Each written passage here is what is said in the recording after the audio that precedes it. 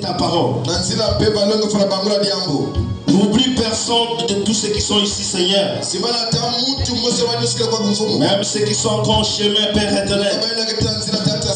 Nous te cédons les commandes de toutes choses. De la chair jusqu'au dernier pan.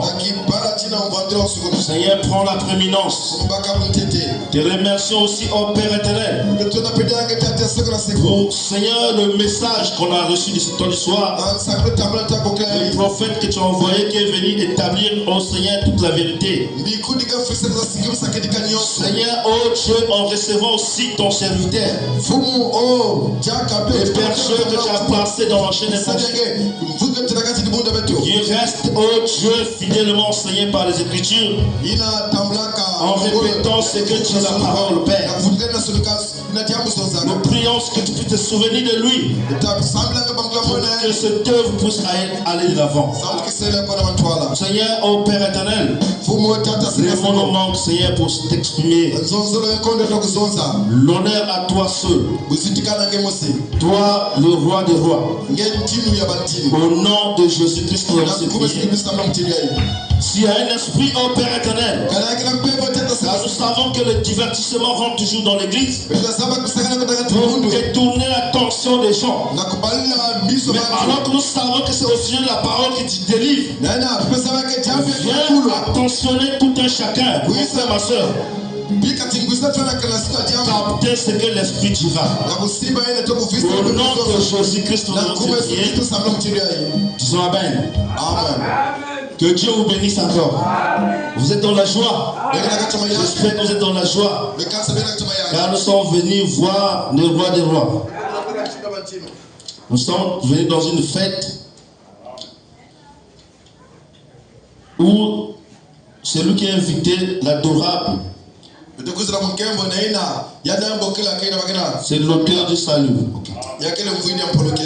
Merci pour la précision de l'heure. On va pas, certainement, on va pas traîner ici. Parce qu'il y a beaucoup de choses.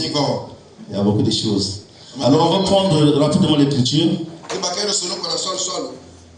Dans toujours la révélation de Jésus-Christ, donc l'Apocalypse 1. Lisons au nom de Jésus-Christ. Révélation de Jésus-Christ. Dieu lui a donné pour montrer à ses serviteurs des choses qui doivent arriver bientôt. Et qu'il a fait connaître par l'envoi de son ange à son serviteur Jean, lequel qui a attesté la parole de Dieu et les témoignages de Jésus-Christ, tout ce qu'il a vu. Heureux celui qui lit et ceux qui entendent les paroles de la prophétie et qui gardent les choses qui y sont écrites, car le temps est proche. Amen, amen. Vous pouvez vous asseoir. Nous allons continuer. On vient toujours alarmer ici parce que nous sommes précisément au temps de la fin. Vous voyez qu'au verset 3, on finit par lire pour dire le temps est proche. Le temps est proche. Même le temps de l'écoute de la parole va terminer. Donc ne venons pas ici pour vouloir toujours rester dans les esprits, sinon dans les attitudes qu'on avait toujours, comme la négligence. On n'est pas prêter l'oreille, mais ici on attire notre attention que le temps est proche. On le sait que la fin des temps des nations est en train de finir. Caractérisé par cette prédication de cette âge de l'église. Une fois que les nations ça va terminer, on sait que la parole va repartir chez les Juifs. Amen. Mais il y a quelque chose de tout ce qu'on a eu comme privilège. Il y a une récompense. Et le pouce du temps des nations sera enlevé. Parce que la tribulation va abattre sur la terre. Alors nous sommes en train de continuer toujours notre prédication sur l'art d'Éphèse. En tout cas, pour ceux qui sont en train de venir tous les jours, je pense qu'ils sont en train de voir un peu l'évolution, qu'on n'est pas toujours aux mêmes places. On est en train d'ajouter quelque chose sur toujours quelque chose. Donc l'art d'Éphèse. Alors, excusez-moi. Je vais toujours faire la lecture voilà. De l'Apocalypse de 1 à 7. Écrit à l'ange de l'église d'Éphèse. Voici ce que dit celui qui tient les 7 étoiles dans sa main droite. Celui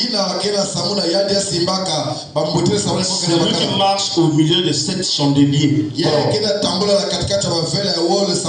Je connais tes œuvres, ton travail et ta persévérance.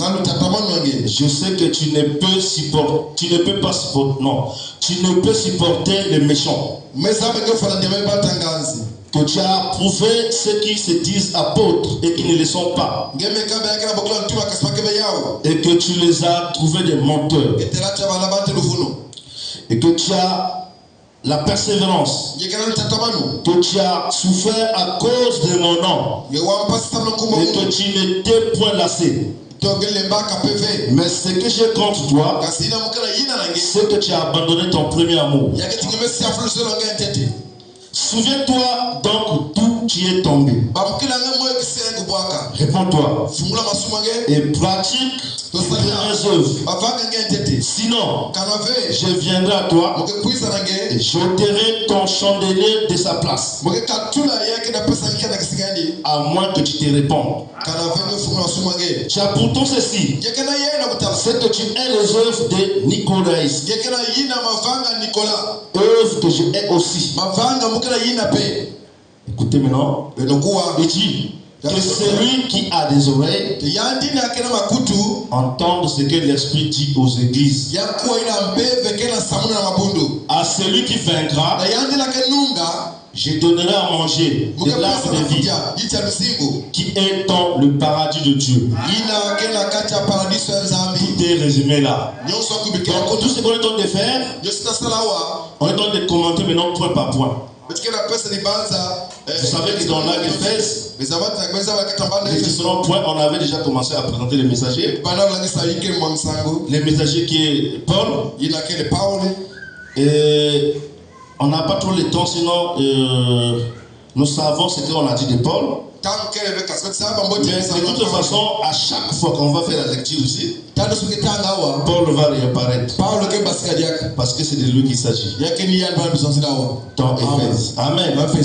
Alors, nous avons vu donc, on a présenté le messager Paul. Et on a aussi vu un autre point dont on a essayé de présenter la ville d'Éphèse. Avec ses caractéristiques.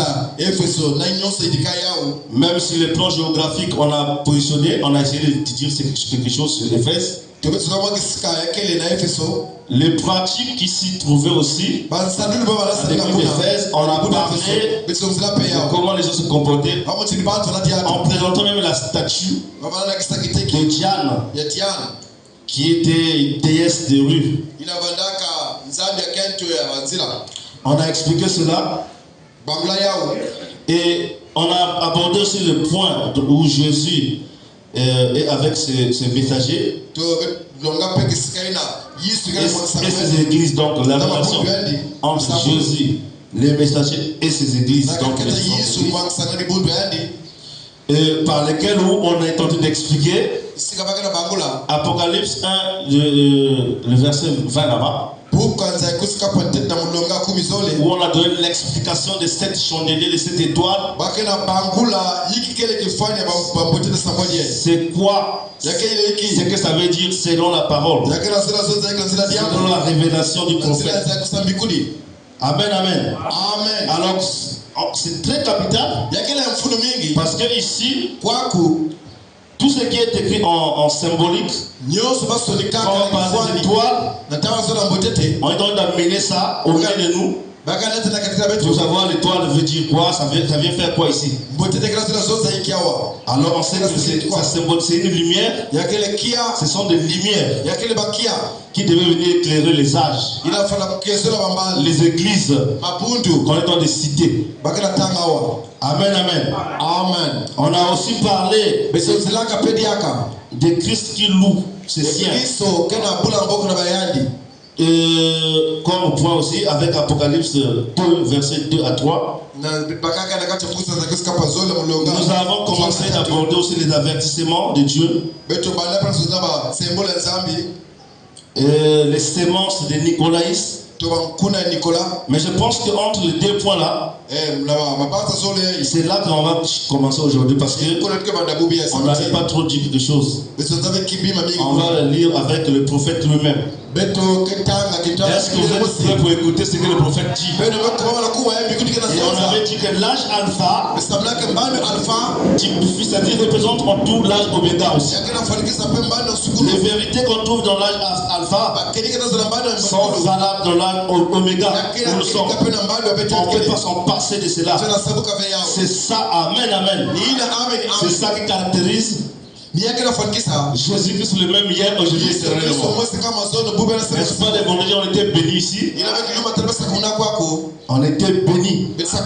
Mais ceux qui étaient ici, courant vendredi jusqu'à hier, la façon que l'Esprit est en train de conduire, je sais que vous avez soulevé les bras avec des requêtes pour lancer un défi.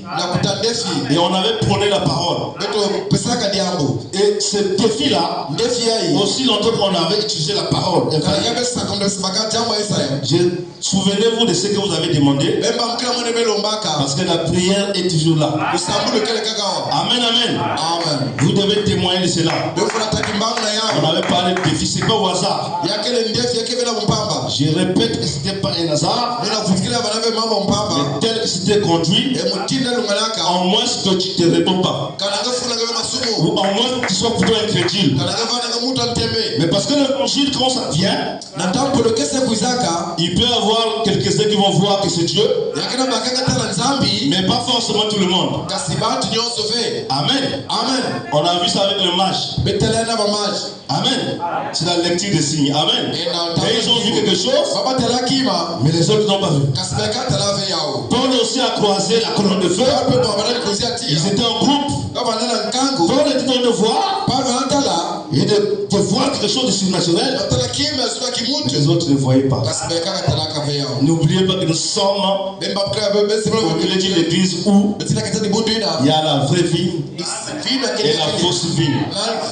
On va se séparer de ça pour que ça ne soit pas troublé. Si vous voyez les mal au milieu de l'église, ne fouillez pas l'église. Parce que la fausse vie aussi dans l'église. Si tu fouilles, tu es la fausse vie. Mais si tu es de la bonne vie, tu vas toujours garder, tu vas chercher la pire parole. Parce que la parole oriente des choses. Dieu est ici. Ça dépend de toi. Mais je vous rassure qu'il est ici. Alors, donc pour cela, oh là là, surtout quand on a moins de temps là,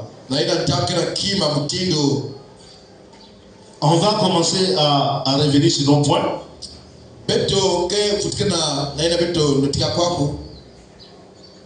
Sur Christ qui loue ses siens. Alors, Apocalypse 2, le verset 2 à 3. Il est écrit, je connais tes œuvres, ton travail et ta persévérance. Je sais que tu ne peux supporter les méchants. Tu as approuvé ceux qui se disent apôtres et qui ne le sont pas. Et que tu les as trouvés des menteurs.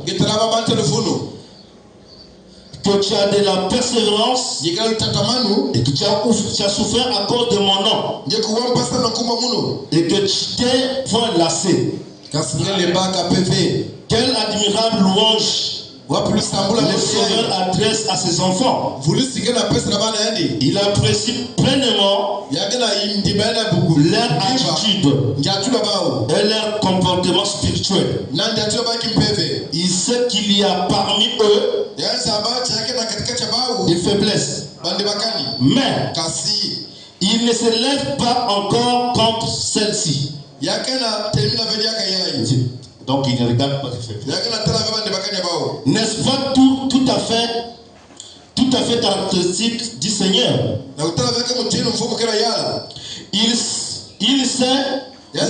Il sait nous encourager dans ce qui est bien et nous décourager dans ce qui est mal. Donc la parole de Dieu étonne. On a dit ici que ne soyez pas paniqués, que vous allez retrouver un mal au milieu de vous. Ça ne commence pas aujourd'hui. Ça a toujours été. Et cet esprit-là continue à persécuter l'église. Donc c'est pas ça qui va décourager quelqu'un à ne pas accepter ce que vous avez déjà accepté. Amen, amen. Mais Christ, lui, il sait déjà. Il sait nous encourager sur les bonnes choses. Mais les bonnes choses n'est autre que sa parole. Il va nous inciter à suivre la parole. Pas autre chose. On avait expliqué ici que une église qui n'est pas bâtie sur la révélation, qui n'a pas comme poteau d'attache, comme base, la révélation de la doctrine de Christ venant de l'église originelle primitive ou apostolique. Si tu viens ici pour nous parler en expliquant autre chose de l'église, que ces bases-là, la parole donne le droit de dire que ce n'est pas une église. Donc ça peut nous donner déjà l'occasion de reconnaître ce qui est vrai au faux. Donc Christ sait nous encourager sur ces bonnes choses-là. Nous pourrions tous tirer un bon enseignement de ceci pour la conduite de l'église et de nos familles. Et mieux encore, nous pourrons tous tirer un bon enseignement, car c'est exactement ainsi que Dieu traite avec chacun de nous. Saint de Dieu, ne te décourage jamais, car Dieu n'est pas ingrat pour oublier ton travail d'amour. Mais moi je pense que c'est très simple. La parole quand ça sort, si tu es attentionné, si tu es vraiment connecté, c'est ça qui amène l'amen. On ne va même pas te forcer de dire amen. Mais parce que tu écoutes ce qu'on dit. Mais l'espoir nous a dit ici que heureux ceux qui écoutent ce que l'Esprit dit à l'église. Amen, amen. Mais il faut être heureux. Je pense que nous sommes heureux. Donc, Dieu n'est pas oublié. Il ne peut pas décourager jamais.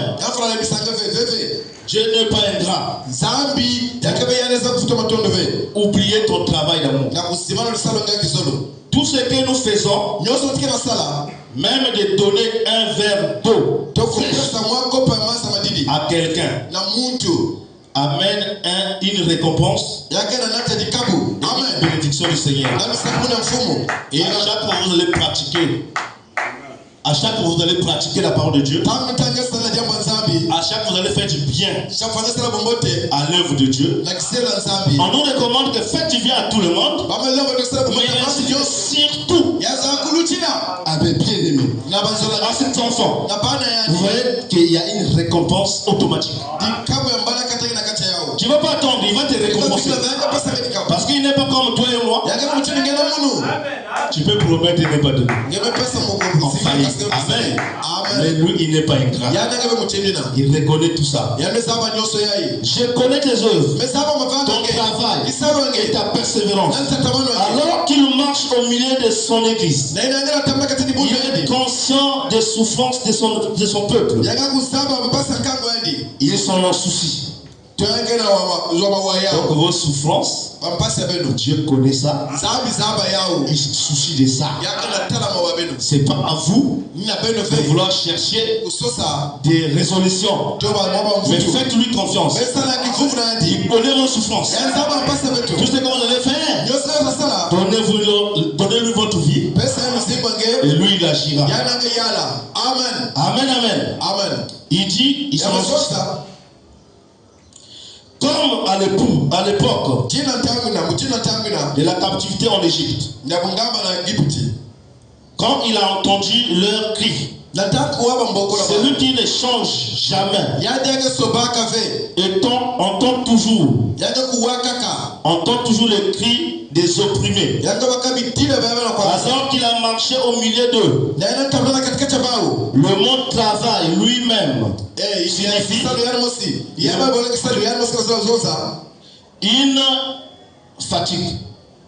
une fatigue due à l'oppression. Non seulement le peuple de Dieu œuvre pour lui dans un travail d'amour, mais il souffre pour lui avec joie. Il porte les jours avec patience.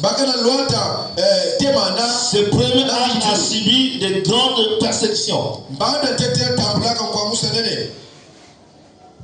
Amen. Et répandre la vérité. J'ai sauté. Voilà. Ce premier âge a subi de grandes persécutions. Il a dû travailler dur pour prêcher l'évangile et répandre la vérité. Leur vocation pour cette vie était de servir Dieu. Et que leur espoir dans cette vie ont été anéantis. Amen. Amen. Ils ont fait preuve de patience. Ils ont fait preuve de patience. Et ils ont tous remis à celui qui avait promis au ciel une récompense durable pour ceux qu'il avait abandonnés sur terre à cause de lui. Amen, amen. Amen. On va continuer. Je pense que nous devrons nous arrêter ici pour développer l'idée que le peuple de Dieu a toujours été livré a toujours été persécuté et le sera toujours. Donc il fallait commencer à développer l'idée de notre Dieu, que le peuple de Dieu, le vrai peuple de Dieu, donc le vrai élu. Il ne s'agit pas de dire peuple de Dieu, mais les vrais élus. Quand vous portez la vérité, quand vous êtes porteur, vous êtes détenteur de la pure parole de Dieu, les persécutions seront toujours là. Donc, il devrait prendre un temps pour expliquer. On a déjà dit ça parce qu'on a beaucoup de points à sauter. Donc, ici, on peut sauter. Amen, amen. Amen. Il dit, vous savez que la Genèse est le livre des commencements. Et que ce dont vous avez là, le commencement, se poursuivra jusque dans l'Apocalypse. Et ne changera jamais. Nous y voyons que Caïn a persécuté Abel. Il l'a tué parce que ce dernier était agréable à Dieu. Ensuite, nous voyons une image parfaite dans le fils d'Abraham, selon la chair, Ismaël, qui s'est moqué d'Isaac. le fils de la promesse, et qui les combattait. Donc jusqu'ici, on est en train de donner les exemples de comment l'église de Dieu, sinon la parole de Dieu, les enfants de Dieu sont toujours persécutés. Ça commence depuis là-bas. C'est pas chez vous seulement. Donc voilà pourquoi on est en train de vous dire que ne vous en faites pas de ce que vous subissez en portant ce flambeau-là. Alors, on descend. On est toujours en train d'expliquer sur le point, non point, sur la Éphèse. Qu'est-ce qui était arrivé à Éphèse? Qui ne peut supporter les méchants. Et tu as éprouvé ceux qui se disent apôtres et qui ne le sont pas. Tu les as trouvés des menteurs. Mais à quel moment Paul pouvait distinguer? Il pouvait mettre à nu ces fausses doctrines-là. Parce que lui, quand il est venu, il y a beaucoup de gens qui se disaient aussi être apôtres, mais qui ne l'étaient pas selon la parole, l'évangile de Dieu. Paul devait venir rétablir en restant sur le site du Seigneur, en montrant la pure vérité, et ce dernier pouvait être qualifié de menteur. C'est pas comme ça qu'il est venu dire ça, mais c'est pas une démonstration de ce que l'œuvre de Christ devait faire, de ce que l'évangile de Christ devait faire. Amen, amen. Donc Paul les a mis déjà à l'écart. Il a une séparation du vrai au faux, de la fausse vie et de la vraie vie. Amen, amen. Donc ici, ces Éphésiens croyaient que le peuple de Dieu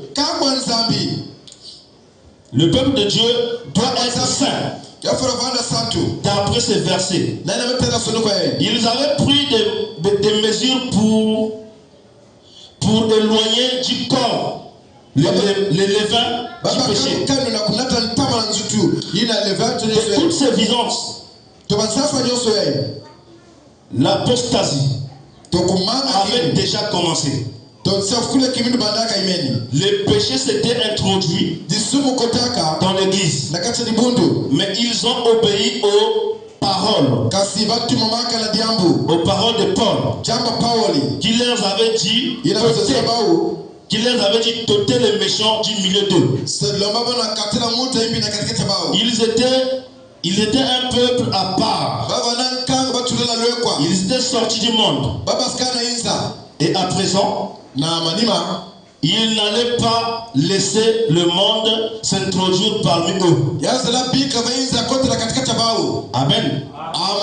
Donc, de tout ce que nous recevons de la parole, ça veut dire que la fausse doctrine ne devra jamais être acceptée au milieu des enfants de Dieu. Nous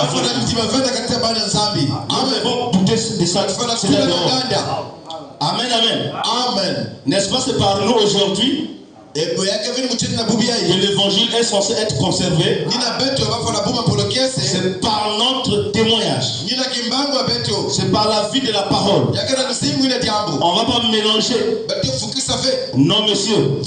On ne va pas mélanger le péché au milieu des enfants.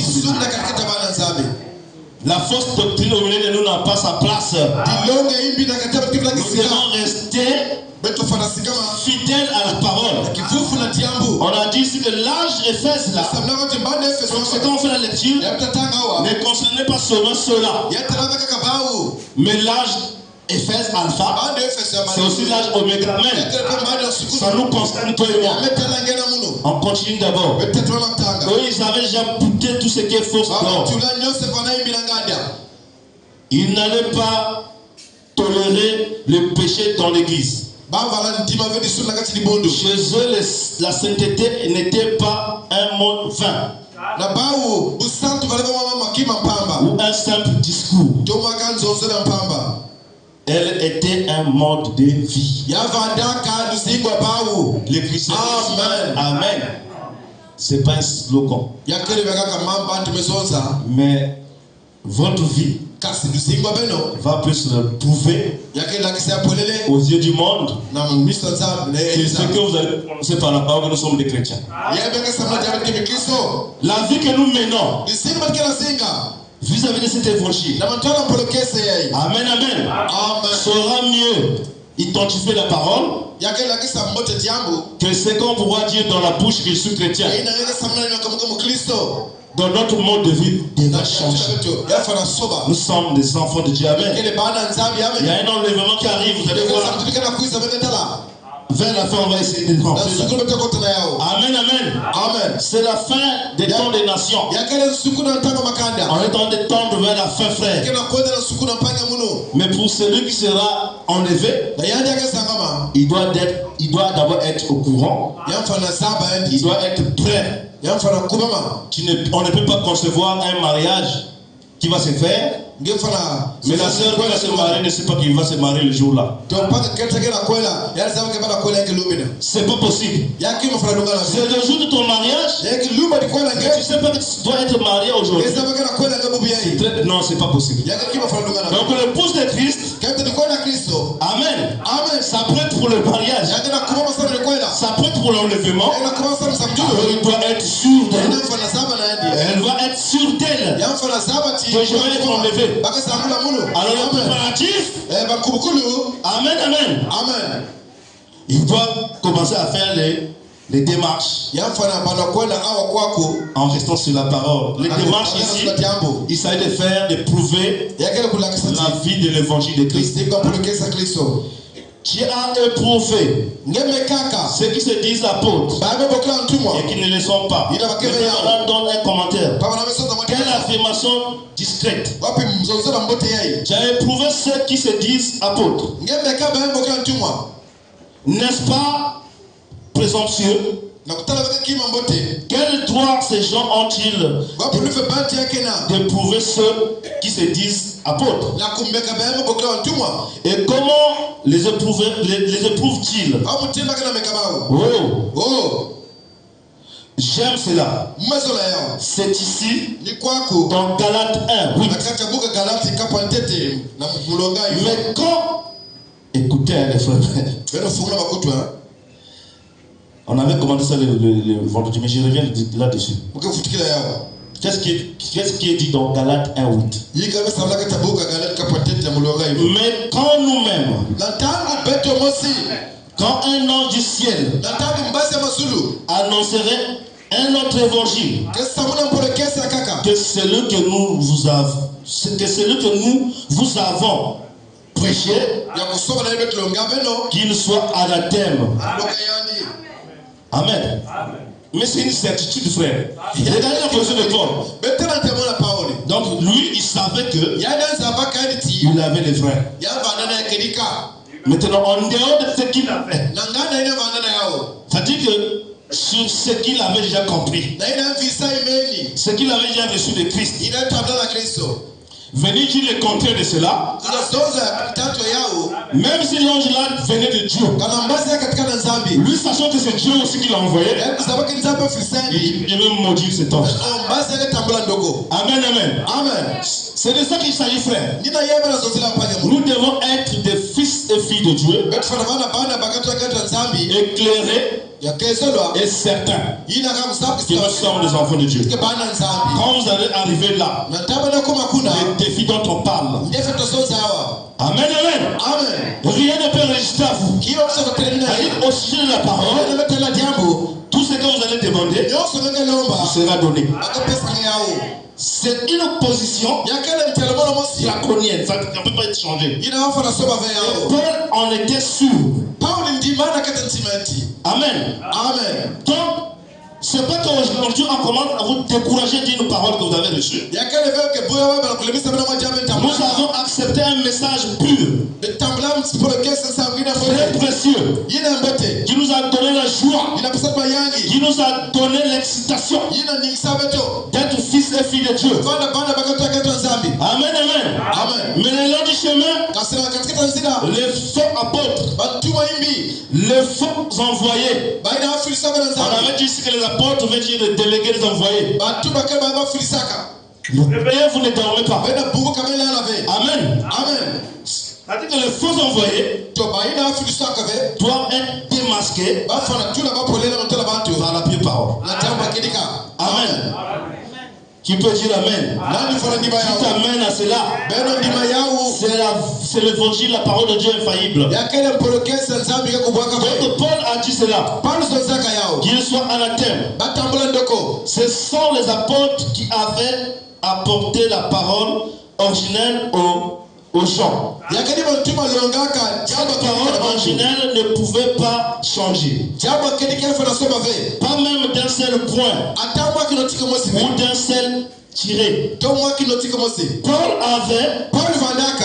savait que c'est Dieu. Amen, amen. Amen. Il savait que c'est Dieu qui lui avait parlé. Il n'avait pas une confusion au sujet de sa commission. Il était certain de lui. Quand Dieu l'a aveuglé, parce qu'avant cet aveuglement, avant d'avoir à recevoir la révélation, quand il était dans l'embrouillement, il croyait soutenir l'œuvre, la doctrine, en mettant à mort les enfants de Dieu. Mais ceux pour qui il travaillait, sinon celui pour qui il travaillait, quand il veut lui dire que non, ce que tu fais là, c'est en fait le contraire. Tu me persécutes. C'est-à-dire que tu persécutes la vraie parole. Ce que tu prétends soutenir, c'est une fausse vie. C'est une fausse vigne. Mais voici la vraie vigne. Pourquoi me persécutes-tu? Amen, amen. Amen, amen. L'aveuglement devait d'abord nous faire oublier tout ce qu'il avait. Quand nous venons à Christ, nos connaissances, nos égos, non, c'est style, c'est-à-dire comment on se croyait être bon ou bon. Quand nous venons à Christ, nous devons accepter la beauté de Dieu. L'évangile, ce que l'évangile va appeler bien, c'est ça qui est bien. Amen, amen. Oh, je vais voir les gens sauter quand même. Alléluia, alléluia. Donc ici, Paul, il était celui-là qui était maintenant certain. Parce que l'embrouillement, on avait ôté. Donc, pour vous et nous, quand on a produit avoir des colliers pour mettre dans les yeux, pour qu'on puisse voir, parce que nous sommes aveugles. La Odyssée est aveugle. Aveugle, pardon. Nous sommes aveugles. Il nous faut des colliers pour voir. Amen, amen. Nous devons rechercher cela. Alléluia. Ils en être certains. Cette parole originelle, même si je venais,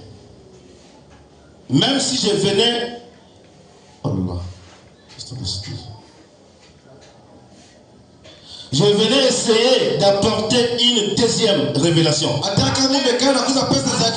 Essayer de faire une seule petite modification à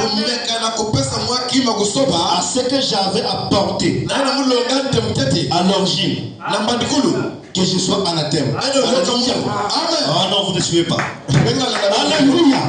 Paul est dans le tir. Il a dit que même c'est un ange. Il commence lui-même. Parce que la parole de Dieu, quand ça coupe comme ça, ça commence à se couper toi-même. Donc la position qu'il avait, la certitude qu'il avait de Dieu, il dit que même si je faisais encore, si on revenait encore venir dire, c'est-à-dire le contraire de ce qu'il a dit, en faisant un peu de modification, Paul dit que je sois maudit. Il s'est maudit lui-même. Donc, vous voyez que l'erreur n'est pas acceptée dans le royaume de Dieu. Voilà pourquoi nous avons suffisamment de temps de grâce. Mais ici vous allez voir, le seul moyen d'aller retrouver ce que nous avons perdu. Ici, dans cet âge-là, ce que Dieu avait contre eux, c'est quoi? C'est qu'ils ont abandonné leur premier amour. Amen, n'est-ce pas? Ancien évangile, où est-ce que tu as abandonné ton premier amour? Toi qui priais beaucoup. Toi qui étais excité dans la parole. Pourquoi tu veux relâcher? L'Esprit a dit ici le que si à Éphèse tu as accepté les choses, tout ce qui était juste dans le premier âge, quand tu as vu, ce n'est pas à la Odyssée, à l'Oméga que tu venais changer. Parce que c'est le même Christ. Il continuera à condamner la fausse doctrine jusqu'à la Odyssée. Dans le ministère Oméga, il ne va pas faire le contraire. Donc Dieu ne change pas. Et si vous voyez notre clé de voûte, Dieu aussi ne change pas. Nous devons aimer cette écriture. Alléluia, alléluia. Hébreux 13:8. C'est pour nous frères.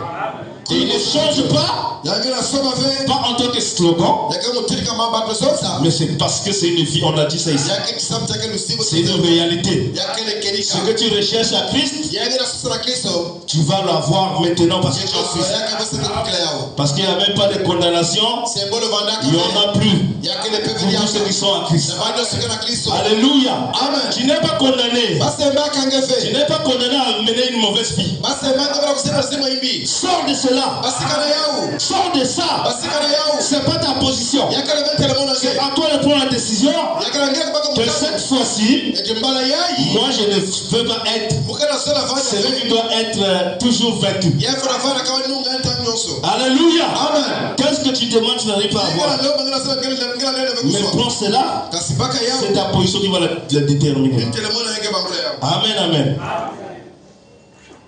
Alors, quand Paul a fini de dire qu'il soit en terme lui-même, vous voyez, Paul savait que la première révélation était juste. Il peut donner une révélation, puis ensuite il a ajouté, comme il a fait dans le jardin d'Éden, quand il a promis la sémence à la femme, et qu'ensuite il a précisé que cette sémence devait venir à travers Abraham, puis ensuite qu'elle devait venir par cette même lignée à travers David. Est-ce que vous voyez que la sémence qu'on avait annoncée là-bas, on a prouvé les deux jumeaux, n'est-ce pas? Caïn et Abel, mais la sémence originelle qui est Abel, ça descend toujours jusqu'à la maison de David. Il est temps d'expliquer. Mais c'était la même révélation. Elle fournissait seulement plus d'enseignements aux gens pour les aider à la recevoir et à la comprendre. Mais la parole de Dieu ne peut pas changer. La sémence est venue exactement comme cela avait été révélé. Alléluia. Amen. Et voyez ce que faisaient ces faux apôtres. Ils apportaient leur propre parole. Ces Éphésiens connaissaient la parole telle que Paul. Peut-être que Paul les avait enseignés. Ils étaient remplis du Saint-Esprit par l'imposition des mains. L'imposition des mains de Paul. Et ils ont regardé ces faux apôtres droit dans les yeux. Et ils ont dit, vous, ne dites pas que c'est Paul. Ne dites pas que Paul a dit. Donc vous êtes de faux. Il est dans ceux qui ont reçu fidèlement la parole de Paul, ceux qui ont été fidèlement enseignés, les Éphésiens qui ont reçu l'Esprit de Dieu, ils pouvaient aussi identifier des faux.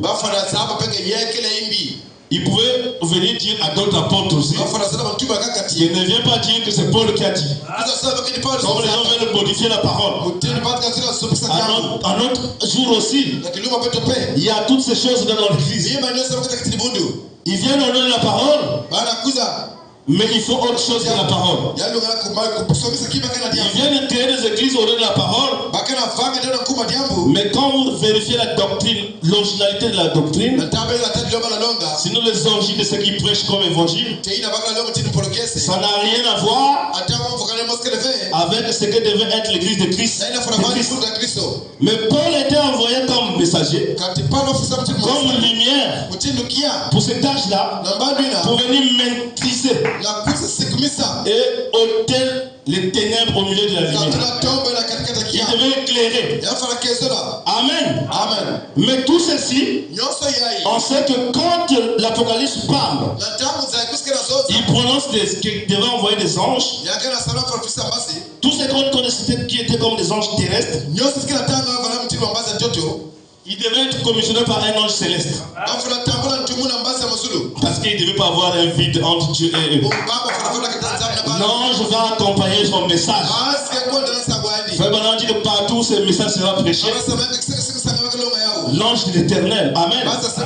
L'ange qui a apporté ce message sera là pour confirmer et garder la pure parole. Donc ce messager-là devait être commissionné par les anges. Comme les délégués d'aujourd'hui, les envoyés des Éphésiens 4, ils doivent être commissionnés. Amen, amen. Amen. Pour être gardés dans la pure parole. Alléluia. Amen. On va descendre. Oh là là. Il y a beaucoup de choses. Oh, c'est pas possible. Bon, l'air est parti. C'est pas grave, mais on sait que Dieu lui-même il connaît ce qu'il est en train de faire. On n'est pas pressé. Lui il sait ce qu'il va dire à son église. Ça sert à rien de citer. D'aller vite. Parce que s'il fallait essayer de voir, depuis qu'on a commencé ces livres, non, il fallait finir selon la pensée humaine. Nous sommes encore au début. Amen, amen. Il y a beaucoup de profondeur, frère.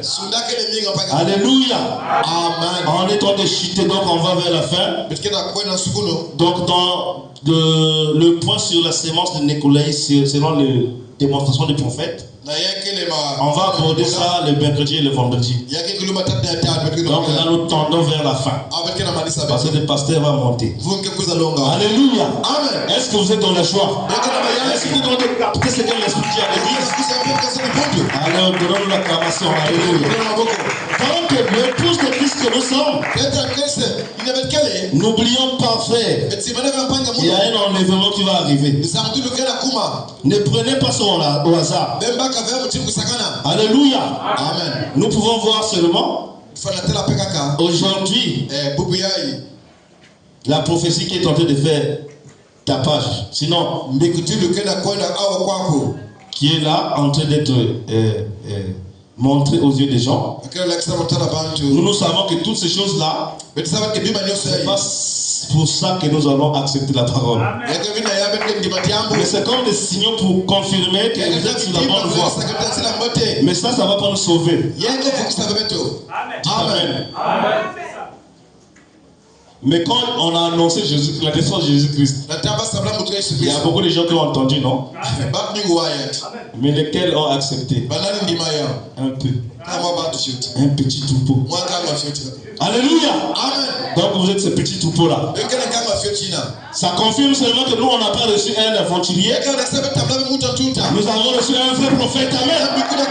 Oh, alléluia, alléluia. Amen. Alors le prophète, on va continuer, je ne sais pas comment, mais on sait que le prophète nous a parlé. Il a beaucoup édifié sur le type de Joseph. Si on avait le temps de lire ça, ça est toujours dans. De cet âge de l'église, au niveau de à partir de la page 35 là-bas, où il est en train d'expliquer Joseph en type de Christ. Amen. Pour l'enlèvement. Nous devons comprendre ça et à être certains de ça et être dans la joie de ça. Alléluia. Amen. Joseph fut vendu en captivité en Égypte. Alléluia. Amen. Par des marchands. Amen. Et arrivé là-bas, ce qui attire notre attention ici, il était d'abord racheté par un général dans les palais là-bas des pharaons. Il devait d'abord faire l'œuvre, alléluia, à travailler sur le palais du général. Mais vous voyez que la force, la mauvaise vie veut toujours cribler la bonne vie. On a venu faire des propositions à Joseph par la femme du patron. Et Joseph a résisté à cela. Pour avoir résisté à la bonne parole, mais voilà, on l'a jeté en prison. Amen. Amen. La particularité, c'est que quand il arrive en prison, il se retrouve avec deux prisonniers. Amen, amen. Il y avait un échancé, un échange.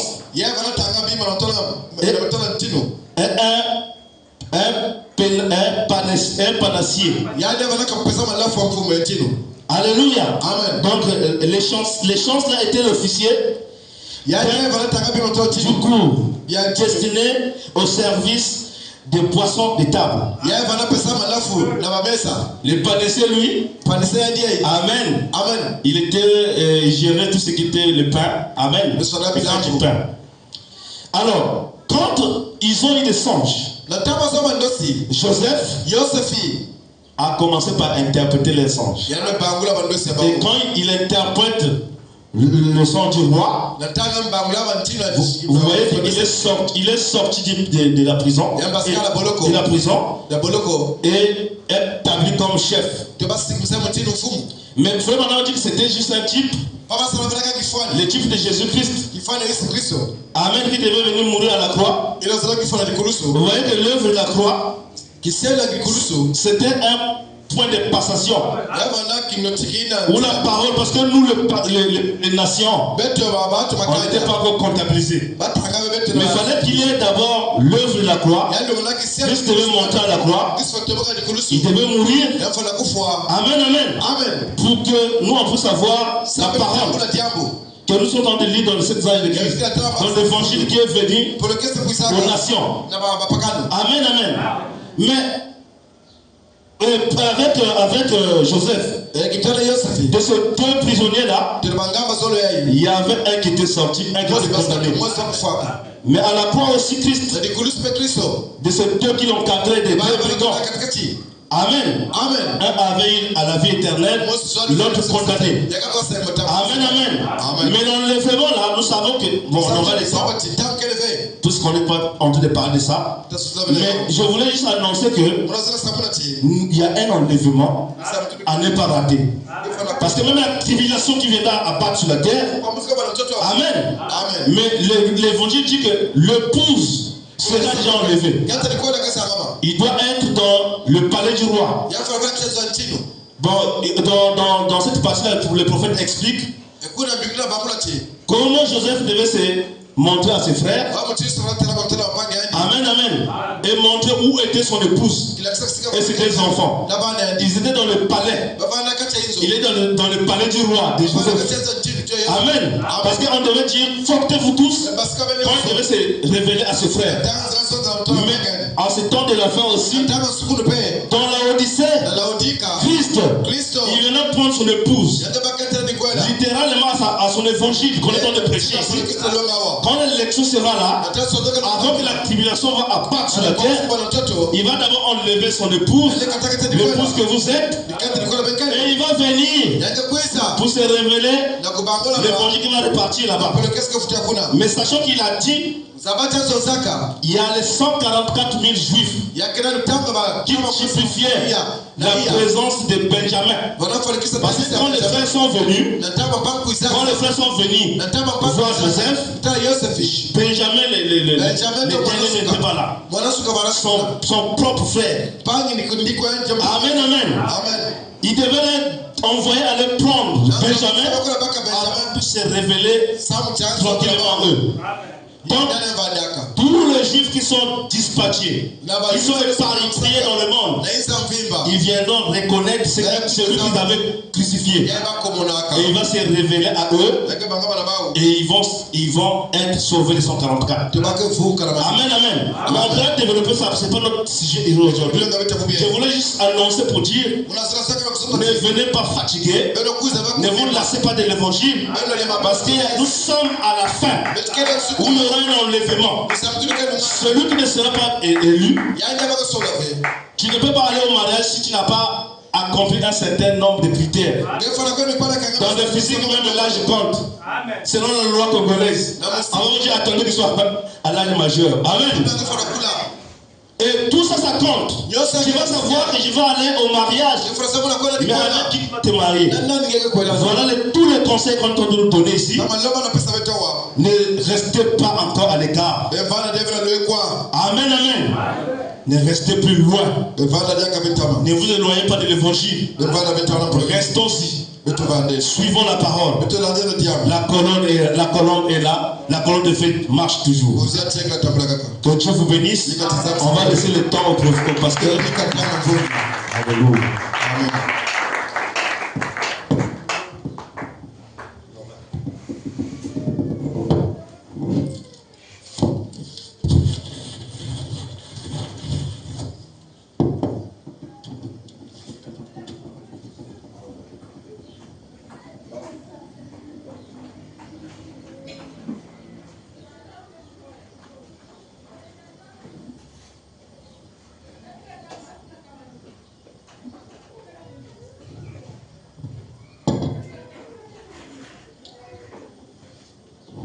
Shalom les aigles.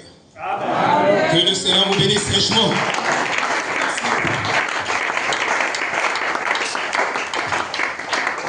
Est-ce qu'on peut acclamer encore pour la parole?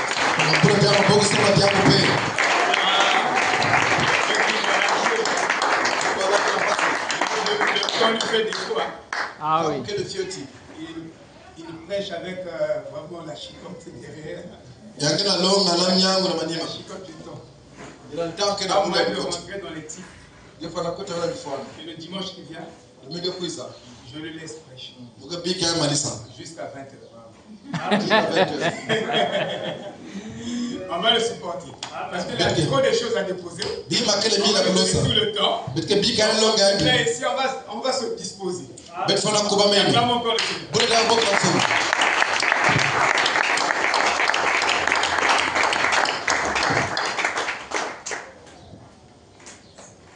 Je remercie vraiment le frère Guy pour sa consécration. Il travaille, mais cela ne l'empêche pas de mettre Dieu en avant. La Bible dit, rendez à Dieu ce qui est à Dieu et à César ce qui est à César. Et le frère s'efforce. Jésus a dit, depuis le temps des anciens prophètes là-bas jusqu'à Jean-Baptiste, le royaume de Dieu est forcé. Et ce sont les brigands qui s'en emparent. Il faut faire violence avec ton travail. Venir écouter la parole. Venir prêcher la parole. Et ce n'est pas une mince affaire. Il faut donner la prééminence à Dieu. Nous sommes à l'âge où nous voyons tous les signes. Le prophète William Aron Branham a prophétisé 50 pieds devant nous. Il a été promis un pape américain, le voici. Il a été dit que 30 aura 2 mandats. Le voici encore. Il y a beaucoup de prophéties qui s'accomplissent comme ça. Moi j'ai dit à Biéné, je vais reprendre un mois, mercredi, vendredi, dimanche, prêchant sur toutes les prophéties que Frère Branham a prophétisées qui se sont accomplies. Et quelles sont les prophéties que nous attendions? Parce que cela va vous positionner. Vous saurez l'heure. Et vous n'allez plus s'amuser avec vos âmes. Qui veut dire amen? Parce que si toutes les prophéties, qui sait? Reste combien de prophéties? Avant l'enlèvement. Vous ne connaissez pas. Mais je vous dis, il est prophétisé dans la Bible. Il y a 84 prophéties. Sur les 84 prophéties, 79 prophéties. Je peux dire qu'aujourd'hui, 80 déjà accomplis. Il reste peut-être 3 ou 4 prophéties que nous surveillons. Nous sommes l'épouse. Nous n'allons pas manquer l'enlèvement. Souvenez-vous, Frère Branham dit, il n'y aura que 500 personnes dans cet enlèvement. Je dois vous choquer. Que vous soyez parmi les. Imaginez, le monde compte combien de milliards? Autour de 8 milliards. Autour de 8 milliards. Mais Dieu vient choisir. Il vient enlever seulement 500 pour les apporter dans la gloire. Donc ne s'amusez pas. Ne jouez plus. On joue trop. On a trop joué. La régression est finie. Dieu veut nous mettre dans sa régression. Soyez sérieux avec vous-même. Soyez conséquents. Les choses se passent, les gens sont inéglissables. Ils n'ont pas le pressement. Il n'y a pas avertissement sans qu'il y ait danger. Il faut qu'il y ait d'abord danger. Le danger est là, en permanence. Mais quelqu'un doit nous avertir de ce danger-là. Il n'y a pas avertissement sans problème. C'est pourquoi avertissement puis jugement. Il avertit Dieu pour frapper, il avertit. Mais si on avertissait qu'il y a un danger,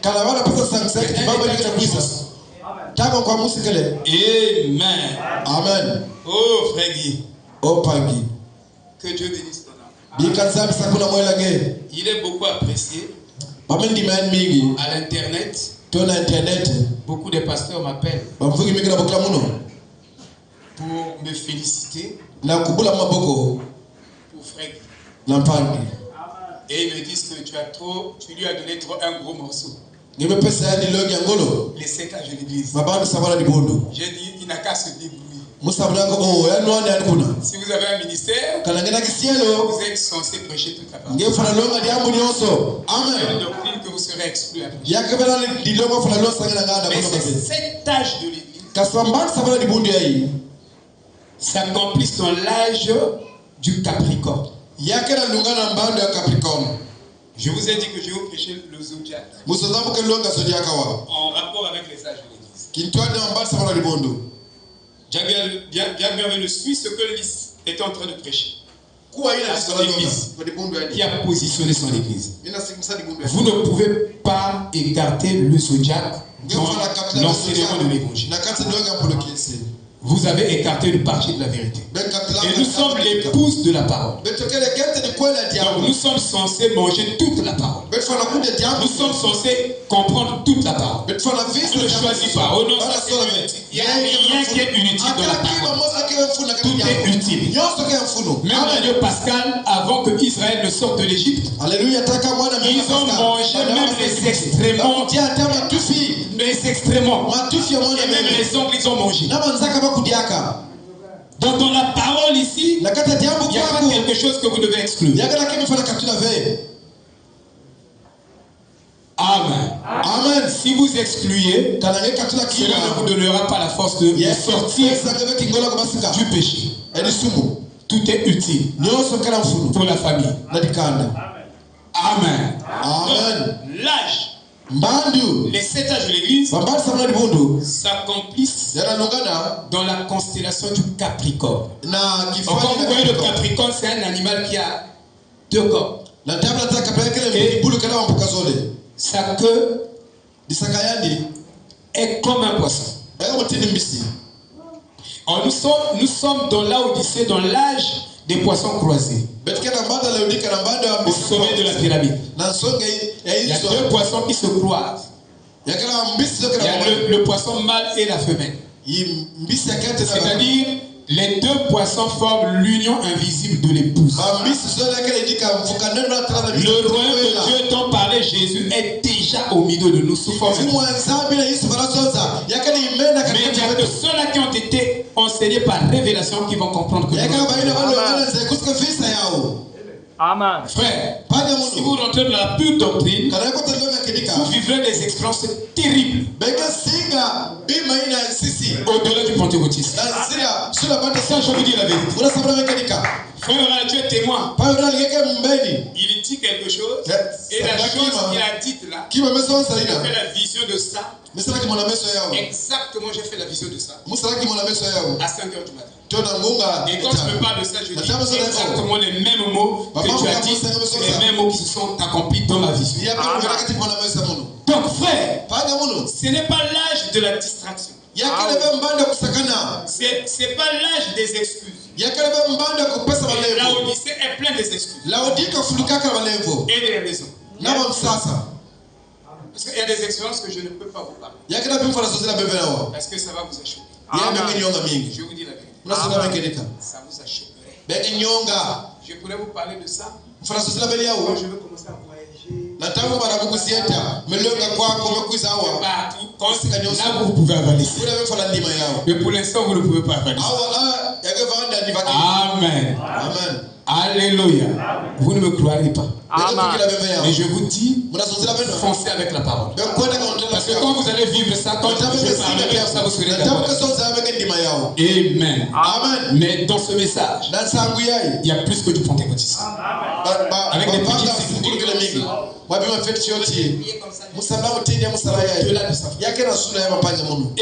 Amen.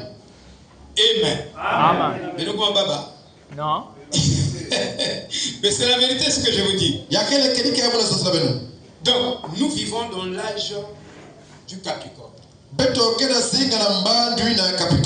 Et ce Capricorne-là amène 4 bénédictions dans les 7 âges de l'Église. Il amène 4 types de bénédictions dans les 7 âges.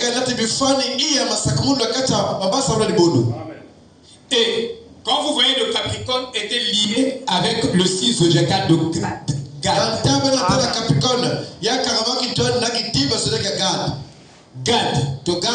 Gad et Siméon et Ruben étaient au sud du tabernacle.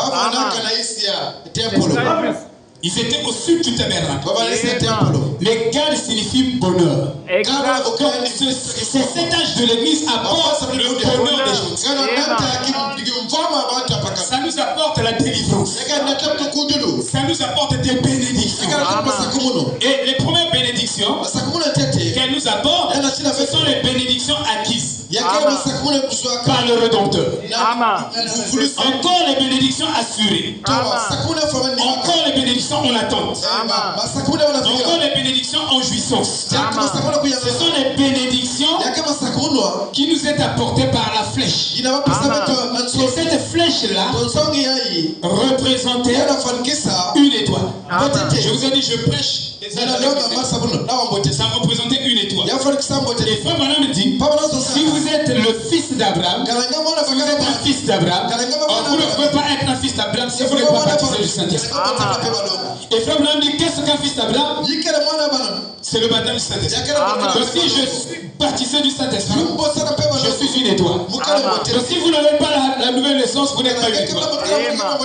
Vous comprenez? Et si j'ai le baptême du Saint-Esprit, la nouvelle naissance, je suis une étoile. constellation, tout Capricorne, il y a 3 étoiles. La première étoile, c'est la flèche. La flèche. La première étoile, c'est la flèche. Deuxième étoile. Attendez, je vais retrouver ça.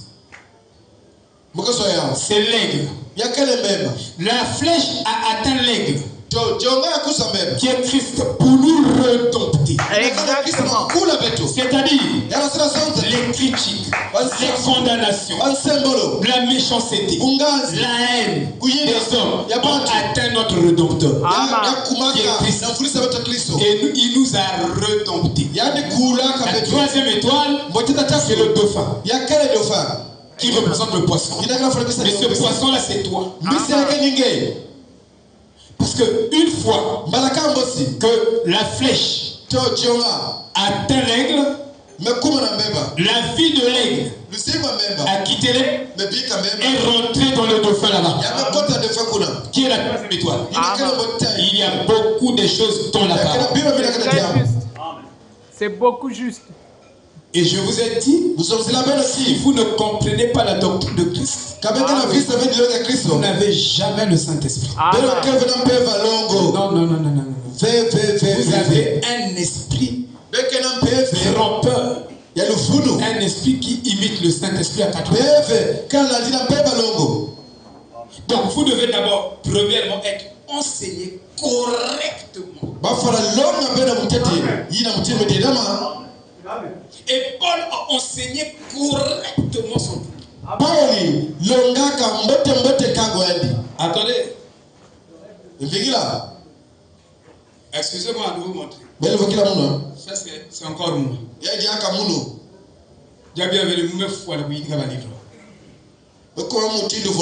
Ça, j'ai fait ça pour les ministres, afin que vous compreniez que quand vous prêchez, vous devez d'abord vous-même être enseigné. Parce que si vous êtes enseigné, vous avez dit des bêtises. Et ça n'édifie personne. On construit les individus pas par des témoignages, des expériences des gens, mais par les Écritures. Et quand me dit, j'ai le droit de douter de tous les témoignages ou des expériences des gens. Il faut que cela soit conforme avec les Écritures. Donc si je prends une expérience ou un exemple, ça doit être baisé par la parole. Nous ne jouons pas au billard. Vous savez, quand vous prenez un ballon, un vrai ballon, quand ça roule, vous le lâchez. Quand ça roule, ça ne fait pas bagarre. Ça doit être, la circonférence doit être parfaite. Et avec la parole et avec les exemples, ça doit la parole et les exemples et les témoignages doivent se marier de façon parfaite. Dès qu'il y a une cicatrice sur le ballon va commencer à faire tougou. Et avec la parole de Dieu, ça doit être oui et amen. C'est pourquoi on ne joue pas ici. La parole, ça doit être vrai. Sur toute la vie. Ça doit être un peu vrai.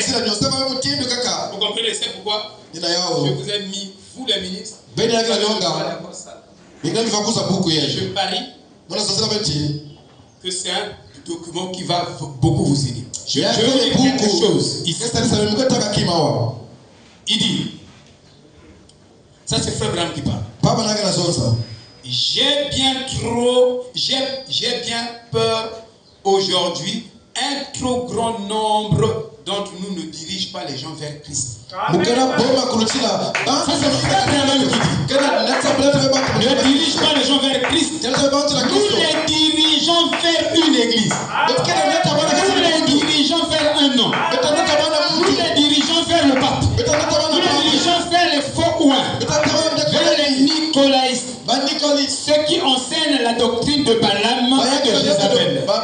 Nous les dirigeons là-bas. Et j'ai trop peur. Je dis j'ai trop peur. C'est une petite peur, mais trop. Nous les dirigeons vers une théorie. Mais nous devons les diriger vers Christ. Il est le seul.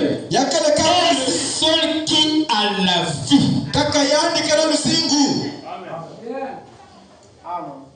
Le pasteur n'a pas la vie. Christ a la vie. Amen. Il faut que j'équilibre.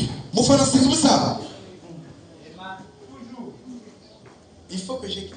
Le ministère dans le pasteur n'est pas le pasteur. Rejeter le ministère, c'est rejeter Dieu lui-même. Il dit à Samuel, ce n'est pas toi que le peuple t'a rejeté. Il dit que c'est moi. Parce que ce que je prêche, si vous rejetez ça, c'est pas moi que vous rejetez, vous rejetez. Vous êtes en contradiction avec Dieu. Si c'est la parole.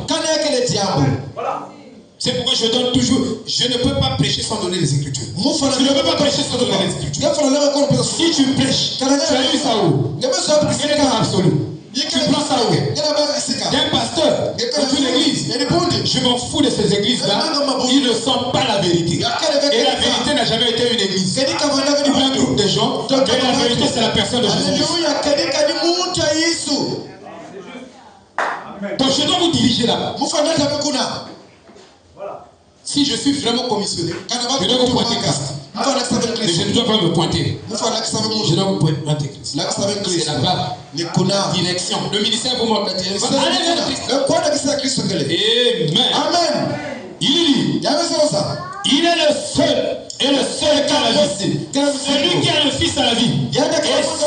Et si la vie d'un homme qui est mort est projetée en vous, vous vivrez la même vie que lui a vécu. Aujourd'hui, l'esprit de l'homme, c'est ce que Paul a prêché. Et ce que Paul a prêché, tout ce qu'il a prêché, cette grande révélation qu'il a déposée dans l'église d'Éphèse n'était pas comprise. Même les Éphésiens n'ont pas compris ça. Ils ne comprenaient pas la souveraineté de Dieu. C'était une église qui éprouvait que c'est des efforts apôtres. Mais eux-mêmes ne comprenaient pas la souveraineté. Et dans la souveraineté de Dieu, Dieu a dit, mettez-moi ensemble Paul et Barnabas. Mais bien que les deux avaient des personnalités opposées, mais Dieu voulait qu'ils travaillent ensemble. Ça c'est la souveraineté. Donc dans la souveraineté de Dieu, Dieu peut vous mettre avec une personne, vous travaillez, vous ne travaillez jamais en harmonie. Vous réunissez des consensus. Ça signifie que vous avez des personnalités diverses. Mais c'est Dieu qui a permis que vous soyez là. Vous ne serez pas là. Il permet que vous tuez votre ego. Amen. Vous travaillez de telle sorte que tu élèves l'autre, tu élèves l'autre, c'est ça Christ. C'est ça la vraie doctrine. Amen. La vraie doctrine ne viendra pas en parlant de la vraie doctrine. Non. Comment ça va venir? Parce que si vous n'expliquez pas comment ça va venir, vous pouvez dire nous avons la vraie doctrine. Ça ne fera qu'à planer sur les têtes des gens. Il faut mettre ça dans le cœur des gens en leur expliquant cela dans les détails. Comment viendra la vraie doctrine? C'est ça que nous devons comprendre. Et donc les frères qui interviennent ici, ils sont obligés de nous montrer comment fonctionnent les Écritures. Comment faire marcher Marc 16. Ils doivent faire ça. Si vous ne faites pas ça, vous faites seulement des déclarations. Ils ne seront pas affermis. Ils n'ont pas la substance de ce que vous êtes en train de dire. Parce que ce que vous dites, ça doit être une substance en vous. Et une fois que ça devient une substance, qu'est-ce que la foi? C'est la substance des choses que vous désirez. Il dit cette substance, ces choses que vous désirez se trouve déjà dans votre foi. Il dit devant Dieu, ce qui a un gros prix, ce n'est pas les raisonnements, mais c'est votre foi dans la parole de Dieu. Vous comprenez? Comment la vraie doctrine, frère qui tu dois insister là, comment la vraie doctrine va venir au niveau? C'est en prêchant chaque écriture avec la signification du Saint-Esprit. Si l'écriture n'est pas prêchée avec la signification du Saint-Esprit, nous avons la vraie doctrine. Vous comprenez, frère? Écoutez. Vous les ministres. Foel Soumbia. Frère qui me dit c'est lui qui fonce. Frère qui tu vends ça à 15 000. Ça va vous aider. Je vous dis, si on amène ça dans le marché des dénominationnels, on aura des millions. Parce que j'ai lu leur livre. Ça ne fait pas le poids. C'est pas de l'or. Je vous dis, ça ne fait même pas le poids. Les pensées du prophète que nous avons. Il dit ceci. Il dit, je vais gérer. Il dit, c'est un jour où les gens ont l'esprit tellement embrouillé. C'est pourquoi un faux docteur, au temps de l'Ancien Testament, la Bible parlait des faux prophètes. Mais dans notre âge ici, Pierre parle des faux docteurs. Là-bas, on parlait des faux prophètes. Mais ici, là, on parle des faux docteurs. Et dans le message, tout le monde est. Ça, c'est vrai. Vous comprenez? On vous dit que j'enseigne la parole. On enseigne pas ça comme ça. Bien sûr. Amen. Amen. Excusez-moi. Parce que si tu es docteur, tu es censé décomposer l'écriture. Dans sa substance, frère.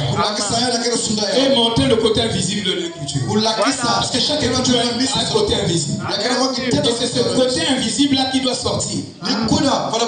Et c'est compliqué. Il faut avoir cette place. Comme on a dit, il faut que tu sois envoyé du ciel pour rentrer dans le détail.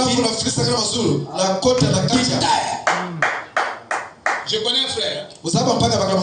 Il n'est plus avec nous, mais il dit quelque chose. Il dit pasteur. Il dit que pasteur, tout le monde n'aura pas la capacité de détailler la parole. Il dit pasteur. Comme Dieu l'avait montré mon ministère. J'étais en train de prêcher aux prédicateurs. J'ai encadré les prédicateurs. Mais mon ministère, c'est ça. Il dit que j'ai vu, tu étais en train de dire à tes prédicateurs, tu as fait ça, tu as dit ça. Mais il fallait dire ça, après. Ça et ça, c'est ça. Il dit, pasteur, quand il est sorti, il a promené les églises. Il dit, je n'ai pas encore trouvé un homme qui prêche comme Blaise. Donc vous avez un docteur de la parole. Non, comment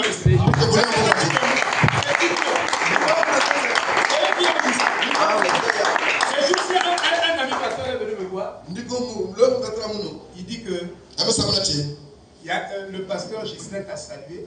Il a dit, tu vas où? Je vais voir un ami pasteur, le pasteur Blaise. Le doc Blaise. Le docteur Blaise.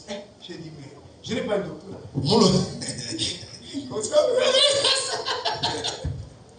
Donc, je peux vous dire que nous enseignons bien. Exactement. Bien. Parce que nous ne pouvons pas donner une écriture sans l'équilibrer. Quand je donne une citation, je donne l'équilibre. Ne marquez pas ça. Les gens n'enseignent pas comme ça. Un docteur doit t'équilibrer. Il doit te mettre les deux pieds sur terre. Amen. Ils me font pitié, dit Frère Branham. Ils ne savent pas quoi croire. Parce que je viens ici, le prédicateur a dit ça. Je viens, je dis amen, amen. L'autre vient, il dit le contraire, il comprend. Vous êtes une prostituée. Spirituellement parlant. Vous devez avoir une doctrine. Vous devez avoir un absolu. Et moi, mon absolu, c'est la Bible. Je ramène tout ce que Frère Branham a dit dans la Bible. Je dois l'amener. Mon absolu, ce n'est pas ce que j'ai étudié. Frère, On peut enseigner l'économie comme ça. De toute façon, c'est pas l'orgueil. Mais on a enseigné à l'université. Nos propres amis. On ne disait même pas la fiche. On est là. On nous appelait dictionnaire économique.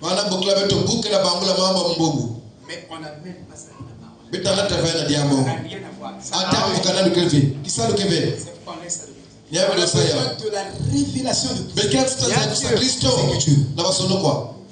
Je veux vous amener là. Vous qui intervenez, quand vous montez, bienvenue, parlez de la parole.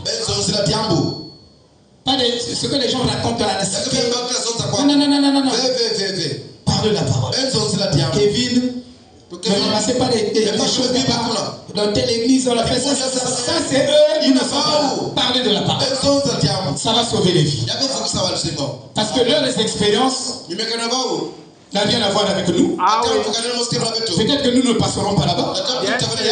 Parce que chacun a son expérience. Chaque église a son expérience. Parlez de Christ. Parlez de la parole. Regardez la parole. Déclarez ça. Que le pasteur soit d'accord ou pas, il sera d'accord s'il est fils de Dieu. Mais parlez de la parole. C'est tout. Arrêtez-moi. Amen. Amen.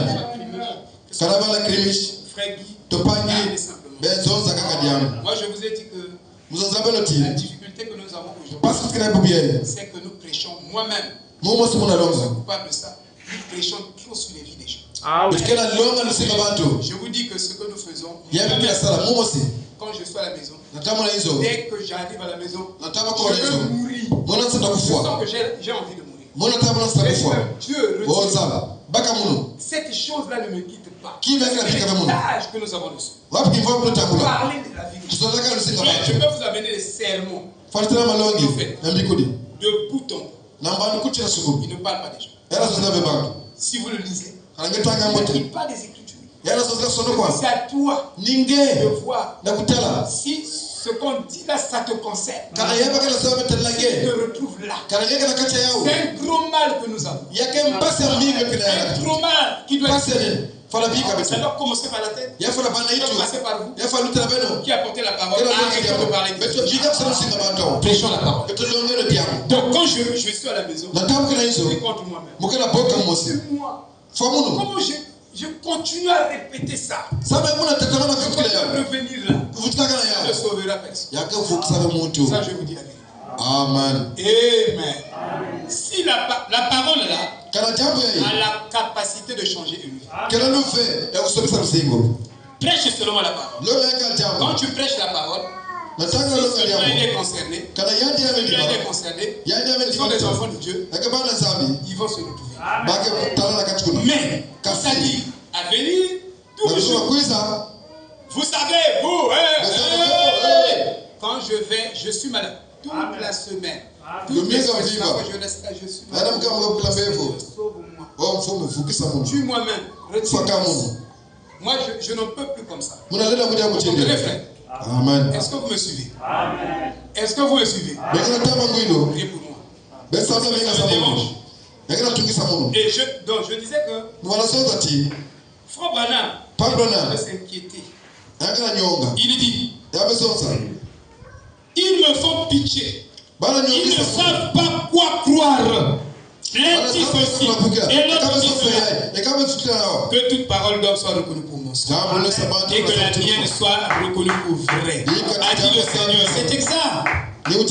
Vous voyez, frère? Amen. Paul dit ici, dans 17. Traduction Oudmout. Paul dit, mais grâce soit rendue à Dieu, que bien que nous, il dit, vous étiez des esclaves du péché. Vous avez de tout cœur obéi à la forme d'enseignement qui vous a été confié. Cet enseignement auquel vous avez obéi de tout cœur est non seulement le vrai enseignement de la parole de Dieu, mais c'est plus spécifiquement une forme ou un type d'enseignement spécifique appelé système de vérité. D'après Webster, système de vérité signifie un ensemble des faits, des principes, de règles, etc. qui ont été classifiés ou arrangés dans une forme régulière et ordonnée afin de montrer un plan logique religieux. Je viens ici, je prends le thème des 7 âges de l'Église. Et je commence à prêcher, je mélange tout. Patate, tout. Ça ne marche pas. Ce système d'enseigner comme ça, si tu prêches par exemple sur l'enlèvement, quand tu prends la brochure, tout ce que Frère Branham a prêché, dès le début, que ce soit l'exemple, concerne l'enlèvement, type, ça concerne l'enlèvement, n'importe quel exemple qu'il prenait, ça concerne l'enlèvement. Les types, ils parlent de la croix, ils prêchent sur l'enlèvement. Et si tu es un vrai théologien, tu peux appliquer la croix sur l'enlèvement. Tu peux appliquer l'exode sur l'enlèvement. Et c'est ce qu'on appelle la loi de l'alpha et l'oméga. Donc si tu prends ce qui s'est passé dans le premier âge, si tu es un vrai théologien de la parole, tu peux appliquer tout ce qui se passait dans Éphèse, dans la Odyssée. Tu peux appliquer tout ce qui se passait avec Moïse, avec nous dans la Odyssée. C'est pourquoi les frères étaient en train d'apporter la parole. Ils disaient non. Moi j'étais malade. J'ai pris pour elle. Je n'ai même pas appelé le pasteur. C'est des futilités. Que tu m'appelles, tu ne m'appelles pas. Je m'en fous de toi. Je ne sais pas. Moi, mon travail, c'est de vous montrer le côté spirituel. La foi, la parole. Amen. Quand tu veux faire ce que tu veux faire tes expériences. Mais il ne faut pas amener ça à la chaîne. Pour prendre ça comme ça devient l'absolu. Ça n'a rien à voir. Qui te dit que ce que tu as vécu là, c'est Dieu qui était là?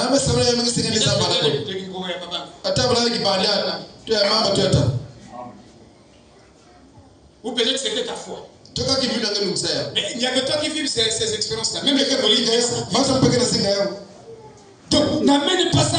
Tu commences à spiritualiser ça, à faire de ça une norme dans la spiritualité. Et puis, tu es au milieu de des futilités comme ça. Regardez. Je vais poser la question. Je vais terminer par ça. Je lui dis que il y a un schéma, il y a un principe du théorème, on appelle ça, dans la parole. Même le théorème de Pythagore se trouve dans la parole. Dans votre propre Bible, il y a le théorème de Pythagore. Il y a aussi H2O. Ces formules chimiques-là se trouvent bien là-dedans. Il suffit qu'on vous explique ça correctement. Vous voyez, j'ai dit qu'il y a un principe du théorème dans l'Exode. Dans le premier Exode, ceux qui voyageaient avec Moïse étaient bénis. Et c'était des rebelles. Et pourtant, Dieu n'empêchait pas de les bénir. Dieu les a bénis. Donc ce n'est pas un signe, ce n'est pas une norme. Et Frère Branham me dit, la norme, c'est l'argent. Quand tu as l'argent, plus d'argent pour tout le monde, plus que l'argent, plus que le pasteur, donc tu as plus de Saint-Esprit que le pasteur. Ça, c'est l'âge de Laodicée. Mais Mardoché, alléluia, avec Esther, Esther était élevée. Elle était devenue riche, plus que Mardoché. Elle a gardé son pasteur. Quand elle a eu des difficultés, elle a voulu faire son pasteur Mardoché pour demander des conseils. Donc tu ne peux pas demander des conseils à ton pasteur pour telle ou telle chose parce que tu as plus d'argent que lui, parce que tu as ceci. Ça, c'est l'âge de Laodicée. Bien sûr. Et que ces esprits-là ne rentrent pas en vous. Je vous dis que c'est les esprits de Laodicée. Soyez toujours humble. Même si Dieu vous bénit, vous avez plus d'argent que les frères. Confiez-vous aux frères pour qu'ils prient pour vous. La Bible dit deux valent mieux que un. Mais toi, tu veux marcher seul. Parce que tu es capable de tout, tu es capable de ceci. Tu pries pour les gens. Le feu tombe. Donc tu as tout Dieu. Tu marches avec tout Dieu. Non, Dieu est très sage. Il dit si vous connaissez Dieu, si vous n'avez pas blaise, il est comme orgueilleux. Amen. Faut mon kaboka. À la Pentecôte, il s'est divisé en portions. Il rentre un peu dans le verre, un peu dans ceci, dans ceci, dans ceci. Savez-vous que la vie est une offrande? Amen. Et chaque être à sa manière doit apporter sa propre offrande dans cette vie commune afin que la vie ne soit pas inhumaine. Autrement dit, je ne peux pas m'accaparer de tout ici. Je suis administrateur, je suis trésorier, je suis ceci. Tous les autres seront quoi? Donc je dois être à mon place. Si Dieu m'a placé ici, je suis berger, je m'occupe d'une partie spirituelle. Je me dis que le pasteur ne viendra pas vous dire comment vous allez éduquer vos enfants. C'est pas à lui de venir vous dire ça. C'est pas son travail. Tu vois, il faut amener ton enfant dans telle école, dans telle école, dans telle école. Il faut l'encadrer comme ça. C'est pas le travail du pasteur. Lui, il doit vous expliquer les Écritures. Il doit vous commenter Dieu. Ça, c'est son boulot. Il peut dire Amen. Soyez moral, frère. Amen. Alléluia. Amen. Soyez humble. Je vous ai dit, dans l'âge de la Odyssée, les gens ont investi terrestrement. Ils n'ont pas investi célestement. Donc l'investissement éternel sur des choses qui dans là où et la terre ne peut pas dévorer, ils n'ont rien investi. Les investissements. Et dans cet âge-là, tout le monde est névrosé. Si je dis quelque chose que vous n'acceptez pas, ça vous produit la colère. Et il y aura des réactions secondaires. Et c'est cet âge-là. Et trouver quelqu'un qui est délivré de la névrose, il fait partie de l'épouse de Christ. Shalom. Shalom, shalom. Celui-là, anti des choses, il est doux. Il se tue lui-même. Si c'est la vérité, il ne se révèle pas. Celui-là, il est délivré de la névrose.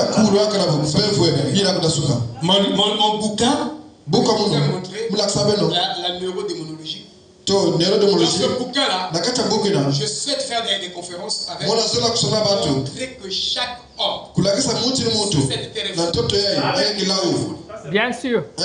Et les gens n'aiment plus les conseils. On donne le conseil, il dit occupe-toi de toi. Mais c'est là dans la Bible. Il a prévu ce tâche. C'est un comportement névrosé.